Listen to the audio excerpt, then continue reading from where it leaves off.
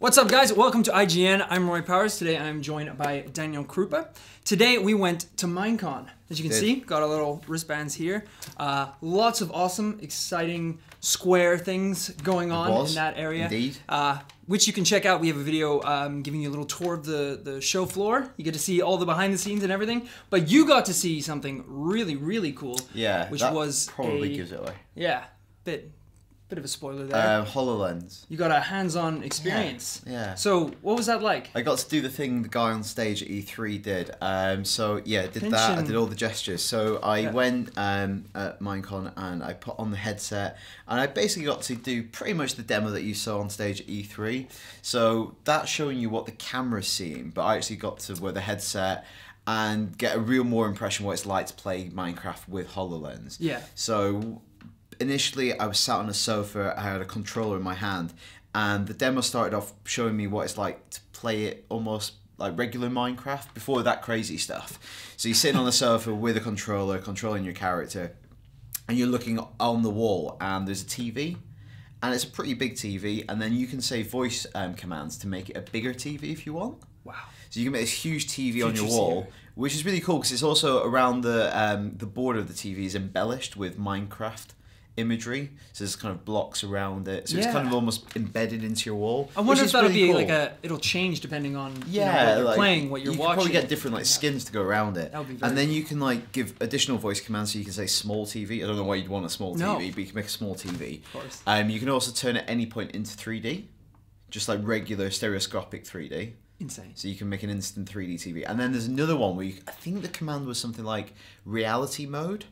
And what that did was it created hologrammatic TV or holographic TV. So it's like so it kind of looked like 3D, but when you got close, if you stood up with the controller and went towards the wall, you could look into the wall, and it's like Minecraft. It basically is if someone knocked a hole in your wall and Minecraft existed on the other side. Yes, actually one of the developers was talking about that at the launch ceremony at the event, was saying that was actually his favorite mode, was having it on the wall and being able to walk up and peer inside the actual world. It's really strange because it's like this other world just exists next door.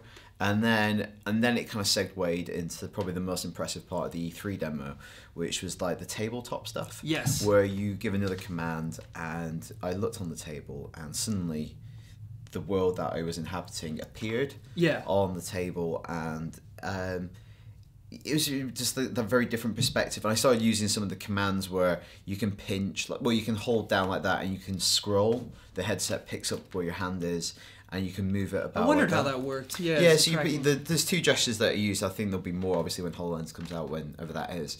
You can tap like that, which you get used to, and it worked pretty well. And then the other one is like hold, and that's kind of like you're scrolling in 3D space. Like a drag. So it's like a pinch, and then you drag it around, so you could elevate the topography and explore. But that's the weird mode, because I feel a bit self-conscious doing it in a room with like 4 people watching you and they can't see anything. It's kind of like when the Nintendo Wii first came out and everyone was very self-conscious of waving their hands it's in front of nothing. That's what I forget, because it's really good. And I was like exploring the table, I was looking down and peering around it, and obviously there was someone else playing on a surface with me, and I could see them walking around the map, and I was trying to help them.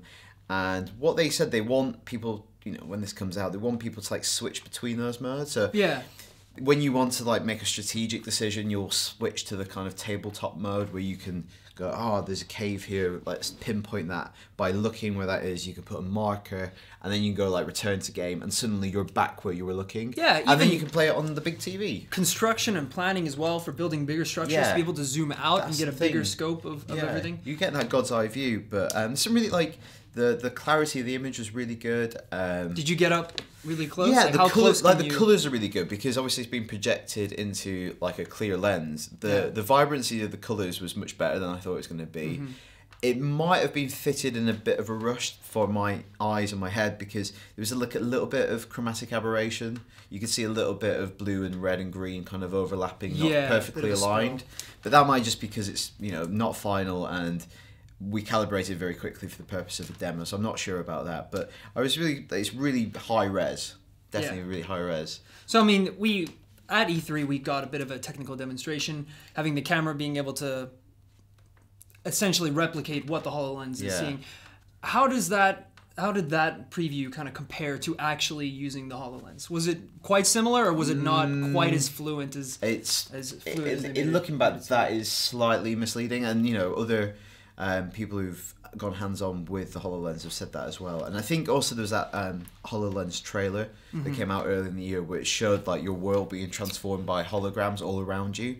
And I expected to put on the headset and think I was suddenly surrounded by augmented reality. Yeah. And the reality is that the HoloLens, all the kind of digital interface is like restricted to a small like rectangle within the lens that you're wearing. So it's not in your peripheral vision. Gotcha. So you can't see a hologram that might exist over there. It's almost like you're looking at a monitor about that far away from your face that has a very hard edge. Right. So when I was like doing the tabletop stuff, I was getting really close in. It didn't really matter because I was focusing. You could still see. And I was focusing like definitely where I was looking. Yeah. So it didn't matter. But when I was like playing on the big monitor on the wall, it was kind of cutting off the edges of the big monitor, which almost defeated the purpose of having the biggest screen on my wall, because I wanted it, the whole purpose of that is for it to envelop you, but because they had this massive screen, but I was still seeing just a box of it, it felt a little bit disappointing. It is a little bit strange because obviously one of the problems people have with the Oculus Rift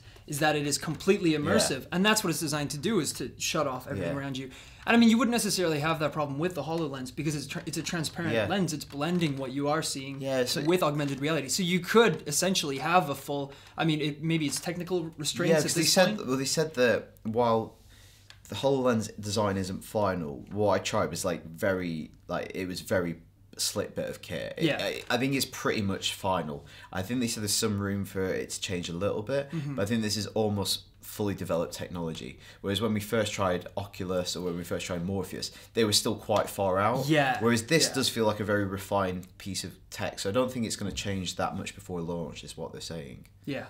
Yeah. Who knows? Would you give it a thumbs up or a thumbs definitely down? I think like it has loads of potential. Like the quality of the image, that aberration stuff cut aside, because I think that's more to do with how it was fitted. The quality of the image was really good, and actually just when you started playing it, you kind of forgot about the kind of restricted view, because it was actually really cool to like explore this digital space in 3D, walk around a table, see where resources might be. Like imagine playing Dota or Civ with that would be incredible. So I think it's got loads of potential. I do love the fact that it can be something as convoluted as having a 3D world appear on your table, but it's also as simplistic as just having a holographic TV on your wall. Yeah. So using a futuristic device to have something. I think that's what they call it. Like it's mixed reality. I think they want you to go. That's very like PR term, but they want you to go back and forth with like, oh, maybe do this for a little bit. Actually, go back to the more standard gameplay, and you can have a huge TV. Yeah, being able to comfortably swap it up with things you're used to and kind of pushing the boundaries